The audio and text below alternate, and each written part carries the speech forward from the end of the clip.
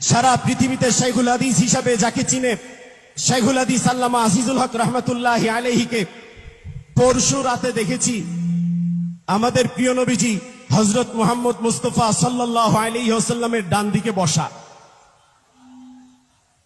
শাইখুল হাদিস রহমতুল্লাহি আলাইহির সাথে মুসাফা করেছি।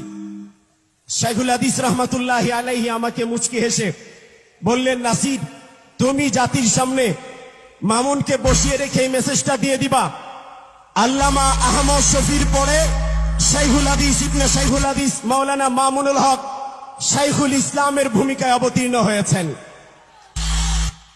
এই জন্য এই কথা আমাদেরকে বাংলাদেশের মানুষের কানে কানে পৌঁছে দিতে হবে, সারা পৃথিবীর মানুষের কানে কানে পৌঁছে দিতে হবে।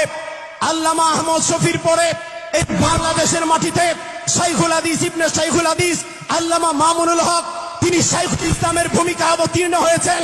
অতএব এখন থেকে আমরা পেপারের মধ্যে, পোস্টারের মধ্যে, গণমাধ্যমে শাইখুল ইসলাম নামটা আমার শাইখ আল্লামা মামুনুল হকের নামের সাথে জুড়িয়ে দিব ইনশাআল্লাহ।